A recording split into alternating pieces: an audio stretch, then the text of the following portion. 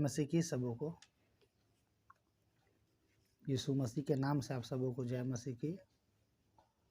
और मेरे प्यारे भाई बहन, जैसा कि हम लोग जानते हैं कि हम लोग यीशु मसीह को उद्धारकर्ता के रूप में इसलिए ग्रहण किए हैं कि हमें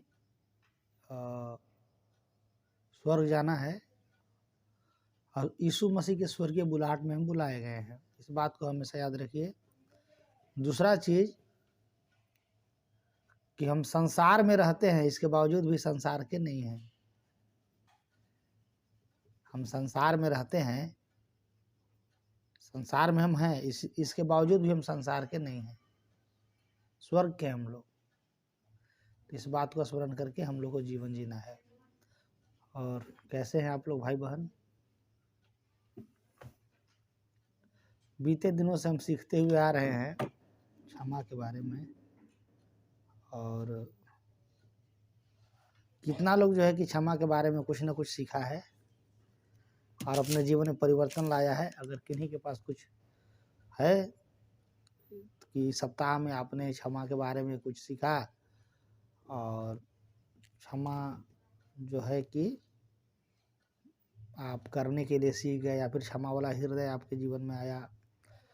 और पिछले सप्ताह उपवास के बारे में हम लोग सीखे थे, तो उपवास के बारे में क्या सीखे, उपवास जो है किसे कर रहे हैं कि नहीं कर रहे हैं, उपवास प्रार्थना चल रहा है कि नहीं चल रहा है, ये सब के बारे में अगर कुछ छोटा सा अनुभव है तो आप लोग बता सकते हैं। जय मसीह। हम प्रतिमा बोल रहे हैं भैया। हाँ हाँ, प्रभु के धन्यवाद हो भैया। ज्यादा तो हम नहीं बोल पाएंगे भैया, बाकी प्रभु के महिमा है कि हम पास लिए थे तो भैया जो बीमारी था भैया हमारा बहुत कष्ट था, तो बीमारी से तो हम छुटकारा पाए हैं, धन्यवाद करते हैं। जो परमिला बहन नहीं थी नवडीहा का, हाँ तो वही आज दरस खेल रही थी भैया, तो प्रार्थना किए तो मतलब ठीक है, अभी गाड़ी धर के आ रही है। प्रभु के धन्यवाद करते हैं भैया। चलिए, प्रभु की स्तुति हो। और भी किन्हीं के पास कुछ बातें हैं तो बताया जाए।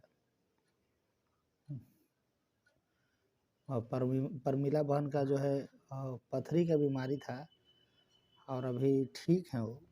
परमेश्वर का बहुत बहुत धन्यवाद हो, उन्होंने गवाही दिया।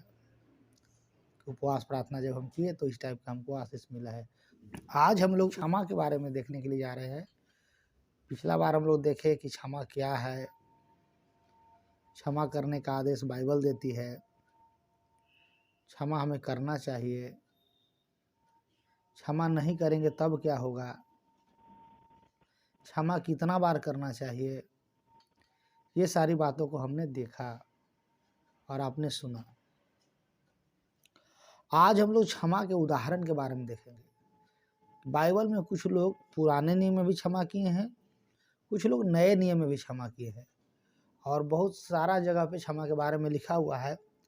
लेकिन हम बाइबल से नया नियम से कुछ उदाहरण को बताएंगे आपको, और कुछ पुराना नियम से बताएंगे। उदाहरण है उत्पत्ति की किताब 45 अध्याय से। इसमें यूसुफ नाम का एक व्यक्ति है। अगर जो उत्पत्ति पढ़े होंगे तो उत्पत्ति में 5 जबरदस्त कहानी है जो कि बाइबल से है। इसी में यूसुफ नाम का एक व्यक्ति है, याकूब के 12 बेटा, उसको 12 भाई जो है वो स्वप्नदर्शी व्यक्ति था, पिता का दुलारा प्यारा था, 12 बेटा में से एक बेटा था। और वो जो है कि भाई लोग उससे जलन करने के चलते उसको पहले नंबर मर्डर का प्लान बनाते हैं, गड्ढा में फेंक देते हैं, फिर कहते हैं कि भाई है छोड़ो उसको, मार के बिगो मत। उसको बेच देता है मिस्र में, और मिस्र में बेचने के बाद मिस्र में उसको कोई खरीद लेता है, राजा घर, और उसका नौकर का काम करने लगता है। लेकिन कुछ समय के बाद कुछ घटनाएं घटती है और वहाँ पे परमेश्वर यूसुफ से बातचीत करता था स्वप्न के माध्यम से, और पूरे संसार में अकाल पड़ने वाला था। और ये अकाल की बातें परमेश्वर ने मिस्र के राजा फिरौन के ऊपर प्रकट करता है, लेकिन इसका अर्थ को यूसुफ ही बताते हैं। इसका अर्थ ये है कि हमारे पूरे पृथ्वी पर 7 साल ज़बरदस्त अकाल पड़ेगा, लेकिन 7 साल अकाल पड़ने से पहले 7 साल ज़बरदस्त खेती भी होगा। तो 7 साल जब ज़बरदस्त खेती हो तो अनाज को बढ़िया से इकट्ठा कीजिए, घुने सड़े नहीं, ताकि 7 साल अकाल में चल सके। तो ये बात फिरौन को यूसुफ बताए थे। अब यूसुफ जो है इसी बात को बताने के चलते और प्रभु को साथ रहने के चलते मिस्र का प्रधानमंत्री बनाया जाता है।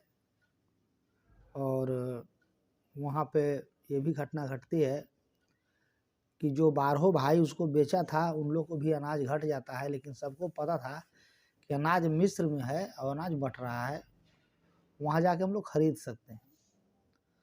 अनाज खरीदने के लिए गया तो वहाँ भाई है हाजिर, लेकिन यूसुफ को लोग पहचान नहीं पाया, लेकिन यूसुफ पहचान लिया कि सब मेरा भाई है। तो वो घटना बड़ा ज़बरदस्त है, और उस घटना को जो है अगर आप बाइबल में 45 अध्याय से आगे और पीछे पढ़िएगा, बड़ी दर्दनाक कहानी है। तो हम चाहेंगे कि 45 अध्याय 1 वचन से लेकर के 15 वचन तक आराम से पढ़िए कि कैसे एक प्रभु का भक्त जो है कि अपने उन भाइयों को जो उनको बेच दिया था, मर्डर करने के उतारू था, उसको क्षमा किया। पढ़ा जाए उत्पत्ति 45 अध्याय 1 वचन से लेकर के 15 वचन तक। कोई भी पढ़े अच्छा से। यूसुफ का स्वयं को प्रकट करना। तब यूसुफ उन सबके सामने उसके आसपास खड़े थे, अपने को और रोक न सका और पुकार के कहा, मेरे आसपास से सब लोगों को बाहर करो। भाइयों के सामने अपने को प्रकट करने के समय यूसुफ के संग और कोई न रहा। तब वह चिल्ला चिल्लाकर रोने लगा, और मिस्रियों ने सुना, और फिरौन के घर के लोगों को भी इसका समाचार मिला। तब यूसुफ अपने भाइयों से कहने लगा, मैं यूसुफ, क्या मेरा पिता अब तक जीवित है? इसका उत्तर उसके भाई, क्योंकि वे उसके सामने घबरा गए। फिर यूसुफ ने अपने भाइयों से कहा, मेरे निकट आओ। यह सुनकर वे निकट गए। फिर उसने कहा, मैं तुम्हारा भाई यूसुफ हूँ, तो तुमने मिस्र आने वालों के हाथ बेच डाला था। तब अब तुम लोग मत पछताओ, और तुमने जो मुझे यहाँ बेच डाला इससे उदास मत हो, क्योंकि परमेश्वर ने तुम्हें प्राणों को बचाने के लिए मुझे तुम्हारे आगे भेज दिया है। कि अब 2 वर्ष के इस देश में अकाल है, और अब 5 वर्ष और ऐसे ही होंगे कि उनमें न तो हल चलेगा और न अन्न काटा जाएगा। इसलिए परमेश्वर ने मुझे तुम्हारे आगे इसीलिए भेजा कि तुम पृथ्वी पर जीवित रहो, अब तुम्हारे प्राणों के बचने से तुम्हारा वंश बढ़े।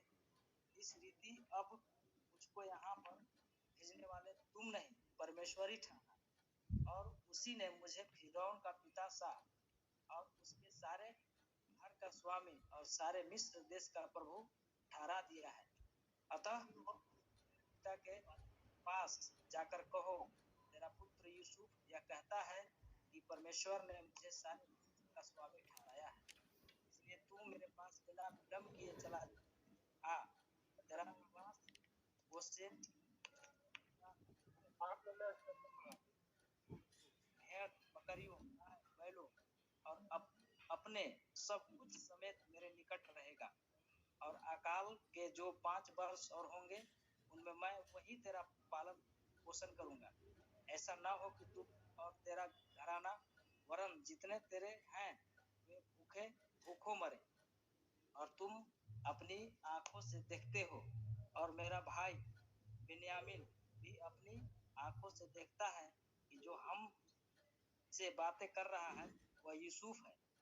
तुम मेरे सब वैभव का जो मिस्र में है और जो तुम कुछ ने देखा है उस सब का मेरे पिता से वर्णन करना। तुरंत मेरे मेरे पिता को यहाँ ले आना।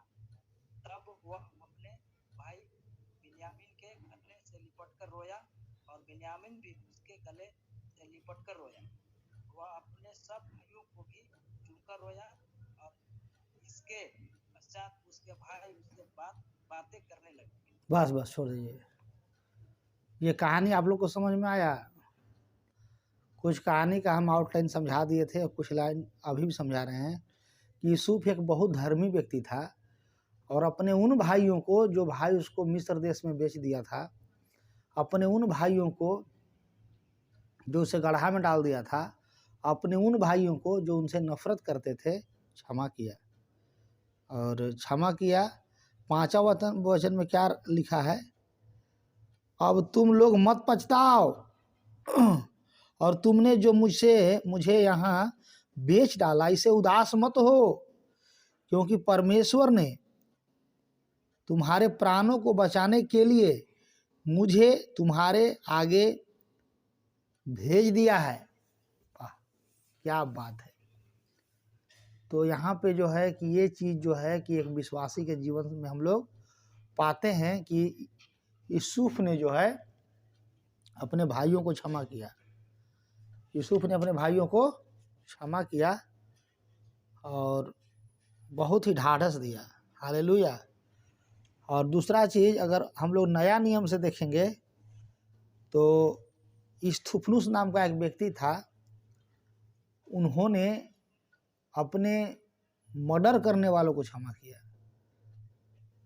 जो लोग सुसमाचार सुना रहे थे, सुसमाचार सुनाने के चलते जो है लोगों को सुसमाचार सुना रहा था यूसुफ, और सुसमाचार स्थिफनुस, और सुसमाचार सुनाने के चलते जो है कि वहाँ के लोग गुस्सा गया। और क्योंकि उन लोग को बोला कि तुमने पाप किया है, तुमने जो है किसे मसीहा को क्रूस पे चढ़ाया है, मन फिराओ, प्रभु आशीष करेंगे। लोग जो है किसे उसको जो है किसे इसी बात को सुन करके पथराव करने लगा, पत्थर से मारने लगा, मारने लगा और मार के मुगा दिया। लेकिन मरने से पहले घुटना टेक के प्रार्थना किया, हे प्रभु ये पाप इन पर मत लादना। वैसे यीशु मसीह भी जो है क्षमा करते हैं अपने सताने वालों को। अगर आप लूका 23 के 24 पढ़िएगा तो पढ़िए क्या लिखा हुआ है। अतः पिलातुस ने आज्ञा दी कि उनकी विनती के अनुसार किया, जो बलवे और हत्या के कारण बंदीगृह में डाला गया था और वे मांगते थे, छोड़ दिया और यीशु को उनकी इच्छा के अनुसार सौंप दिया।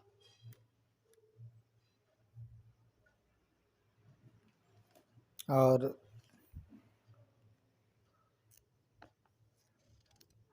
सौंप दिया। तो बहुत जगह हम लोग देखते हैं कि यीशु मसीह में क्षमा करने के लिए हमें सिखाया जाता है। और आज जो है कि ये क्षमा का जो अध्याय है ख़त्म होता है। और मैं आप लोग से निवेदन करूंगा कि आपका हृदय अगर क्षमावान होगा, इसकी एवज में आपको प्रतिफल मिलेगा, इसकी एवज में मजदूरी आपको मिलेगा, क्योंकि आपने यीशु मसीह के नाम से क्षमा किया। कई बार लोग आपको बेवजह तंग करेंगे, बेवजह परेशान करेंगे, बेवजह आपको दोषी ठहराएंगे, बेवजह आपको मारेंगे, आपको गाली देंगे, आपको धमकी देंगे, हो सकता है आपको जात से निकालने की बात करेंगे, तरह तरह की बातें करेंगे। लेकिन उस कंडीशन में भी आपको उन्हें अगले व्यक्ति को क्षमा करना है और प्रार्थना करना है, जो हमें आदेश दिया गया है बाइबल के अनुसार। और जो व्यक्ति बाइबल में महान हुआ है वो क्षमा करने वाला ही महान हुआ है। इसकी एवज में प्रभु यीशु मसीह आपको जो भी इनाम होगा आपको देगा, जो भी आपके लिए यीशु मसीह के पास जो है रिवॉर्ड होगा वो यीशु मसीह खुशी खुशी आपको देंगे। और एक और चीज़ मैं आपको बताने के लिए चाहता हूँ, गुप्त रहस्य, कि परमेश्वर आपको शक्ति और सामर्थ्य भी देगा। हालेलुया। उससे लड़ने के लिए, उससे निपटने के लिए शक्ति सामर्थ्य देगा। परमेश्वर आपको ऐसे ही नहीं छोड़ेगा। तो आप जो है कलीसिया में जुड़े हुए हर एक विश्वासी भाई बहन परमेश्वर पर निर्भर होकर जीवन बिताइए, प्रभु पर डिपेंडेंट होकर जीवन बिताइए, प्रभु के आदेश के अनुसार जीवन बिताइए, वचन के अनुसार जीवन बिताइए। धोखा नहीं होगा, नहीं तो परमेश्वर के वचन को छोड़ करके कहीं भी किसी भी तरीका से जीवन बिताएंगे आपको लास्ट में धोखा ही मिलेगा। अगर आपने संसार में सब कुछ अचीवमेंट प्राप्त कर लिया और प्रभु के अनुसार जीवन नहीं बिताया तो आपको नरक गारंटी मिलेगा।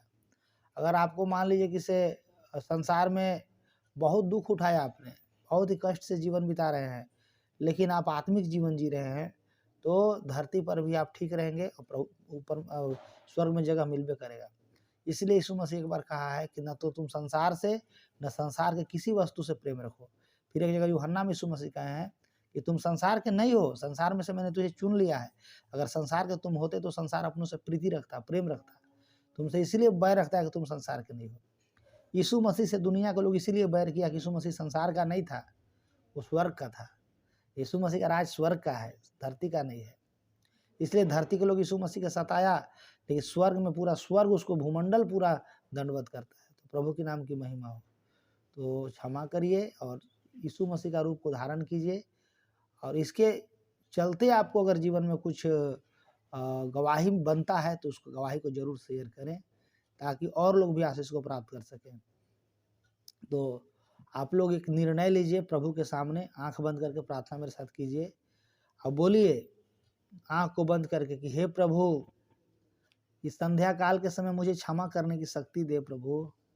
इस संध्या काल के दिन समय प्रभु मैं अपने लोगों को क्षमा करता हूँ पिता, जो भी हमें दिल दुखाया है, जो भी हमारे जीवन को प्रभु परेशान किए हैं, जो भी पिता परमेश्वर हमें सताए हैं, जो भी हमारे शत्रु हैं प्रभु, जो भी हमारे प्रभु जी अकारण शत्रु बने हुए हैं, जो लोग हमें दुख देते हैं, कष्ट देते हैं, उनको मैं दिल से क्षमा करता हूँ प्रभु। और क्षमा की आत्मा से हमारे हृदय को भरिए पिता परमेश्वर। हमारे जीवन के ऊपर दया कीजिए पवित्र आत्मा। हमारे एक एक भाई बहनों को क्षमा करने का हृदय दीजिए प्रभु। उपवास और प्रार्थना करने का हृदय दीजिए पिता। प्रभु कलीसिया के अंदर जो भी लोग प्रभु बीमारी में हैं, दुष्ट आत्मा के बंधन में पाए जाते हैं, जो अपना मन से चलते हैं वो आपके वचन के अनुसार चलने पाए, बीमारी से छुटकारा प्राप्त करने पाए, घर में शांति स्थापित हो प्रभु, घर परिवार के द्वारा प्रभु उनकी महिमा आपको मिल सके पिता। जो भी लोग पिता परमेश्वर अभी प्रभु जी आपकी महिमा के लिए जुड़े हुए हैं ऑनलाइन में पिता, हर एक भाई बहन को उनके घर घराने को आशीष कीजिए, हर एक घर घराने को शांति से भरिए प्रभु, हर एक घर घराने को प्रभु जी आप पिता परमेश्वर असीम स्वर्ग शांति से भरिए पिता। सबको प्रभु जी खेती बाड़ी माल मवेशी को आशीष दीजिए, कमाई को आशीष कीजिए, और मेरे पिता नए नए बुद्धि और ज्ञान की आत्मा से भरिए। हर एक को तेरे हाथ में सौंपते हैं प्रभु। दिन भर संभाला प्रभु जी, आगे भी उनकी अगुवाई कर, मदद कर, सहायता कर पवित्र आत्मा, दया कर पवित्र आत्मा, दया कर पवित्र आत्मा, दया कर पवित्र आत्मा। हर एक को तेरे हाथ में सौंपते हुए प्रार्थना यीशु के नाम से मांगते हैं पिता, आमीन। जय मसीह की। परमेश्वर के दास के द्वारा टीचिंग्स को सुनने के लिए, अनाउंसमेंट्स और अपडेट्स को जानने के लिए आप हमारे YouTube चैनल को सब्सक्राइब करें और साथ में बेल आइकन को दबाएं, ताकि जब भी कोई नई अपडेट हो तो आप सबसे पहले जान सकें।